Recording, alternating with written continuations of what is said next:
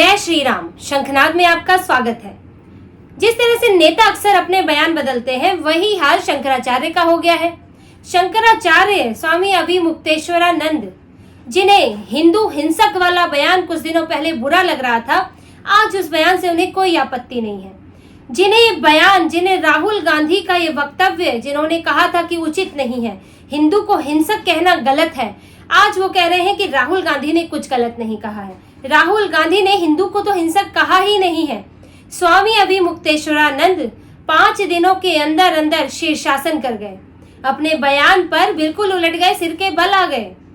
2 तारीख को उन्होंने, जब राहुल गांधी ने लोकसभा में बयान दिया कि जो खुद को हिंदू कहते हैं वो हिंसक होते हैं, वो नफरती होते हैं, इस बयान पर स्वामी अभिमुक्तेश्वरानंद ने पीटीआई को बोला कि नहीं, बड़े विस्तार से बताया कि नहीं, हिंदू हिंसक नहीं होता, हिंदू ही और दू से मिलकर बना है जो हिंसा से दूर रहे, इसलिए हिंदू को हिंसक कहना उचित नहीं है।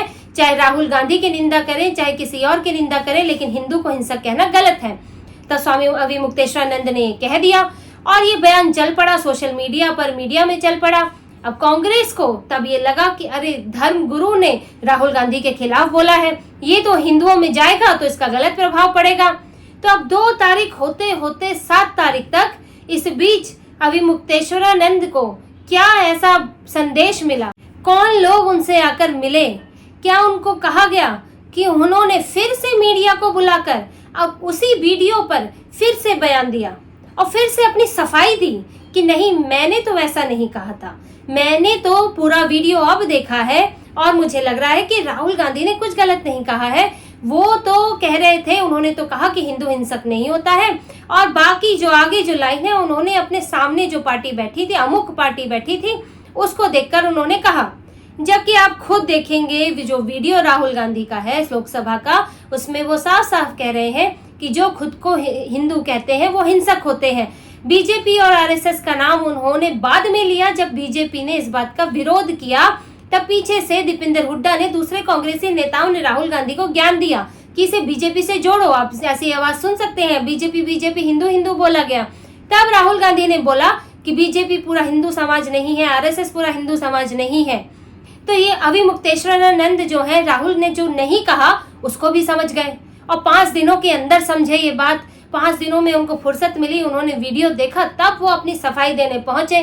दरअसल इन 5 दिनों में जब कांग्रेस को ये एहसास हुआ और कांग्रेस ने संदेश पहुंचाया कि अभिमुक्तेश्वरानंद जी, आप जो है हमारी ही सरकार के लाए हुए शंकराचार्य हैं, आप जो है हमारी ही रहमो करम पर वहां बैठे हैं, और राहुल गांधी कांग्रेस के युवराज, कांग्रेस के राज दुलारे का आपने विरोध किया। आप राहुल गांधी के बयान का विरोध कैसे कर सकते हैं, जबकि आप तो हमारे ही बैठाए हुए आदमी हैं। तो शंकराचार्य को जब ये लताड़ पड़ी 10 जनपद से, जब उनके लिए संदेश गया, ये हो सकता है उनके पास फोन गया हो, तो राहुल गांधी ने कहा कि अब मम्मी जी के बेटे को आप नाराज नहीं कर सकते, मम्मी जी के बेटे पर आप इस तरह से तो इल्जाम नहीं लगा सकते। और शंकराचार्य की जो गद्दी है वो कांप गई। कांग्रेस ने ऐसा संदेश भेजा कि शंकराचार्य दौड़े दौड़े वीडियो देखने गए और उसके बाद मीडिया को बुला के उन्होंने बयान दे दिया। और आप देखिए किस तरह से पलट गए वो अपने बयान से और पिछली बार के बयान पर सफाई देने लगे। ये अभिमुक्तेश्वरानंद जो है, ये पहली बार ये नाम चर्चा में नहीं आया है, ये पहले भी अपना राजनीतिक झुकाव दिखा चुके हैं। इस बार तो इनसे गलती हो गई कि इन्होंने ध्यान नहीं दिया। सीधे पत्रकार ने पूछा तो ये क्या कहते, इनको तो इन्होंने हिंदू पर बात थी तो कह दी, लेकिन बाद में एहसास हुआ कि ये तो अपनी ही पार्टी के खिलाफ बोल गए। अब ये करे तो क्या करे, तो सफाई देने पहुंचे। लेकिन पहले इन्होंने हिंदू धर्म के खिलाफ, भगवान राम के मंदिर के खिलाफ भी बयान दिया है। जब राम मंदिर की प्राण प्रतिष्ठा होनी थी तो यही अभिमुक्तेश्वरानंद पहुंचे थे कहने कि राम मंदिर पर प्राण प्रतिष्ठा नहीं होनी चाहिए, क्योंकि मंदिर का निर्माण पूरा नहीं हुआ है। इन्हीं की जताई हुई आपत्ति थी। ये लोग प्राण प्रतिष्ठा में नहीं गए, ये शंकराचार्य और दूसरे शंकराचार्य भी प्राण प्रतिष्ठा में शामिल नहीं हुए, भगवान राम के मंदिर में शामिल नहीं हुए। और इन्होंने तरह तरह के सवाल उठाए कि जजमान कौन होना चाहिए, हमारी वहाँ क्या जगह है, ये तो राजनीतिक आयोजन है, निर्माण पूरा नहीं हुआ है। क्यों ये बयान आया? क्या स्वामी अभिमुक्तेश्वरानंद को चुनाव लड़ना था? क्या इससे उनको कोई नुकसान होना था? नहीं, क्योंकि इससे कांग्रेस को नुकसान होना था। क्योंकि कांग्रेस डरी हुई थी, क्योंकि इंडी गठबंधन डरा हुआ था कि बीजेपी ने अपना वादा पूरा किया है, राम मंदिर बना है, बीजेपी की लहर हो गई है, हिंदुओं की लहर है और इसमें वो बह जाएंगे, इसीलिए हिंदू को हिंदू के खिलाफ खड़ा किया गया। इसीलिए शंकराचार्यों को बोलने के लिए लाया गया कि वो ये बोले कि नहीं, ये जो हो रहा है गलत हो रहा है और हिंदुओं पर इसका प्रभाव पड़े और हिंदू भी इस बात को मानने लगे। ये इसी तरह से हिंदुओं को भ्रमित करने के लिए तब इन शंकराचार्यों का इस्तेमाल हुआ। इसके पहले इनका तब इस्तेमाल हुआ साल 2019 में। शंकराचार्य अभिमुक्तेश्वरानंद ने, जो राम राज्य परिषद है काशी में, ये उसका नेतृत्व करते हैं। इस राम राज्य परिषद ने पीएम मोदी के खिलाफ उम्मीदवार उतारा और इनके उम्मीदवार थे भगवान वेदांताचार्य। लेकिन इनके उम्मीदवार का नॉमिनेशन जो है वो स्वीकार नहीं हुआ, उसमें कई गलतियां थी, खारिज हो गया। और जिस पर भी इन्होंने बयान दिया कि नहीं, ये तो इनके साथ अन्याय हुआ है, तो सीधे सीधे ये राजनीति में उतरे। ये पीएम मोदी के खिलाफ इन्होंने उम्मीदवार उतारा ताकि वोट कट सके, ताकि कांग्रेस को फायदा हो सके। ये बार बार तब सामने आते हैं जब कांग्रेस को नुकसान हो रहा होता है। स्वामी अभिमुक्तेश्वरानंद शंकराचार्य हैं। वैसे तो इन्हें तब सामने आना चाहिए जब मामला धर्म का हो, जब हिंदू धर्म पर संकट हो, लेकिन तब इनके मुंह पर चुप्पी छा जाती है, इनकी जबान कट जाती है जब सनातन को डेंगू मलेरिया बोला जाता है, जब सनातन को खत्म करने की बात होती है, जब हिंदुओं के नरसंहार की बात होती है, तब ये कहीं सो जाते हैं अपने शंकराचार्य की गद्दी पर। पंखे के जो झलता हुआ पंखा इनके आसपास रहता है उसका मजा उठाते हुए ये बैठे रहते हैं, मुंह में दही जम जाती है। तब इन्हें याद नहीं आता है कि ये हिंदू है और इन्हें शंकराचार्य की पदवी मिली क्यों है, आखिर शंकराचार्य की पदवी बनी क्यों थी। आदि शंकराचार्य, जब हिंदू धर्म पर संकट आया, जब हिंदू धर्म का पतन हो रहा था, जब सवाल उठ रहे थे सनातन पर, तब आदि शंकराचार्य निकले और उन्होंने हिंदू धर्म को नया आयाम दिया, नई दिशा दी और इन पीठों की स्थापना की। इन 4 पीठों की स्थापना इसलिए की गई ताकि भविष्य में हिंदू धर्म पर कोई संकट आए, कोई मुश्किल आए तो शंकराचार्य मौजूद रहें, ताकि हिंदू धर्म को दिशा देने वाले लोगों को दिशा देने वाले लोग मौजूद रहे, धर्म रक्षक बन के रहे, चारों पीठ चारों दिशाओं में पूरे भारत को जोड़ कर रखे। लेकिन हुआ क्या, ये शंकराचार्य जो समय के साथ इन पदवियों पर आज विराजमान है, ये राजनीति के प्यादे बन गए और इस्तेमाल होने लगे राजनीतिक पार्टियों के समर्थन में। क्योंकि आप जो भी शंकराचार्य हिंदुओं के लिए बोला, तमिलनाडु में शंकराचार्य जयेंद्र सरस्वती, जो इनकी राजनीतिक विचारधारा के अनुरूप नहीं थे, जो कांग्रेस डीएमके को खतरा लग रहे थे, क्योंकि वो तमिलनाडु में हिंदुओं को एकजुट करने में लगे थे। हिंदुओं के बीच में जो सनातन को लेकर वहां पर गलत धारणा है, जो एक जातिगत बिखराव भी है, वो उसको दूर करने की कोशिश में लगे थे, जो इनको पसंद नहीं आया। इसे शंकराचार्य जयेंद्र सरस्वती को दिवाली के दिन गिरफ्तार किया गया। दिवाली जैसे हिंदुओं के इतने बड़े त्योहार पर गिरफ्तार किया गया और डीएमके ने खुशी मनाई थी।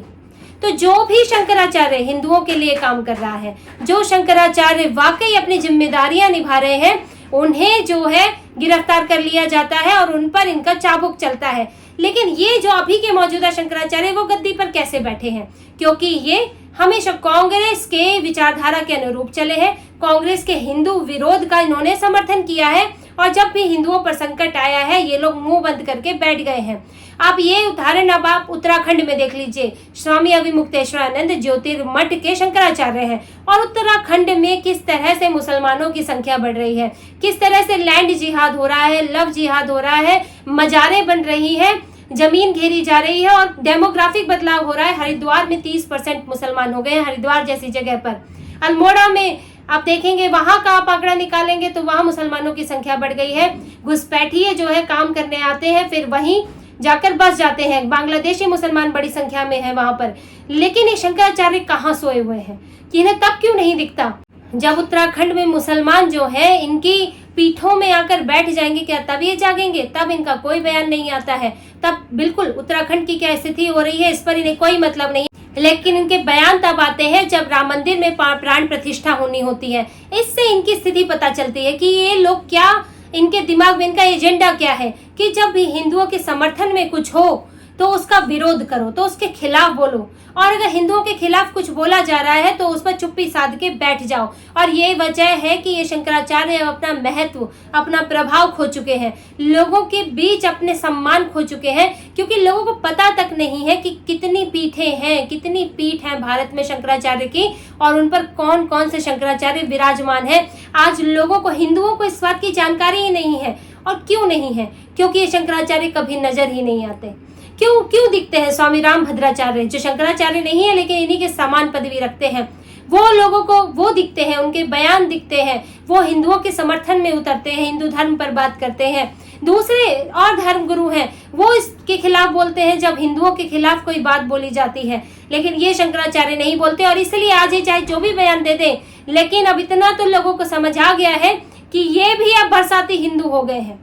ये बैठे तो मठों में हैं, अपनी गद्दी संभाल के, अपना साम्राज्य संभाल के मठाधीश बने हुए हैं, लेकिन ये हिंदुओं के बारे में नहीं सोचते हैं। और ये तब जागते हैं जैसे बरसाती हिंदू राहुल गांधी है। जब हिंदुओं को भ्रम में डालना हो, जब हिंदुओं को बेवकूफ बनाना हो, जब राहुल गांधी इसलिए मंदिर जाते दिखते हैं, उसी तरह से ये शंकराचार्य भी तब जागते हैं जब हिंदुओं को किसी बात में उनके लिए, उनमें बिखराव पैदा करना हो, उनको भ्रम में डालना हो और उनके वोट हासिल करने हो, तब इन शंकराचार्यों को कांग्रेस जो है वो आगे लाती है। लेकिन अब इनका जो असली चेहरा है वो लोगों के सामने तो आ ही चुका है। इस तरह से बयान पलटेंगे, बार बार हिंदुओं के खिलाफ बयान देंगे, तो लोग इतने बेवकूफ नहीं है कि इनकी स्थिति को समझ ना सके। और लोगों को ये समझ आ रहा है, क्योंकि जिस तरह से अंग्रेजों के जाने के बाद कांग्रेस के शासन में हिंदुओं को और 2M दर्जे का बना दिया गया, हिंदुओं को जो सेक्युलर नींद सुला दी गई, और वो खुद ही बहुसंख्यक होने का भार, उसकी गिल्ट लेके बैठे रहे, और उन संस्थाओं पर जिन्हें हिंदुओं को जगाने का काम था, उन पर बार बार हमले किए गए, तो वो संस्थाएं भी अब कुछ हद तक भ्रष्ट हो गई, क्योंकि उनके ऊपर वो आदमी बैठा दिया गया जो सिर्फ राजनीति से चलता है, जो सत्ताधारी पार्टी का कठपुतली है, जो अपने दिमाग से नहीं चलता, जो अपना मकसद भूल गया है, जो सिर्फ वहां सत्ता सुख भोगने के लिए बैठा है, वो लोग बैठा दिए गए। और इसीलिए वो संस्थाएं भी भ्रष्ट हो गई, वो संगठन भी भ्रष्ट हो गए, और आज इसलिए हिंदुओं को दिशा देने वाला कोई नहीं रहा। इसलिए आप देखेंगे कि जब भी हिंदू धर्म के खिलाफ कुछ बोला जाता है तो कोई बड़ा धर्म गुरु निकल कर नहीं आता, जबकि इस्लाम के बारे में एक बात बोल दी जाए तो जगह जगह से उनके संगठनों से आवाज आती है। हिंदुओं के संगठनों पर कुठाराघात किया गया है, और इसीलिए स्वामी अभिमुक्तेश्वरानंद जैसे या दूसरे शंकराचार्यों जैसे ऐसे धर्म गुरु अब बने हैं जिन्हें हिंदू धर्म से कोई मतलब नहीं है, जो सिर्फ अपने राजनीतिक आकाओं को खुश करने में लगे हैं। तो इसी तरह की और खबरें और विश्लेषण आपके लिए लाते रहेंगे। हमसे जुड़े रहिए, प्लीज सब्सक्राइब कीजिए, कमेंट कीजिए। बहुत बहुत धन्यवाद। जय श्री राम।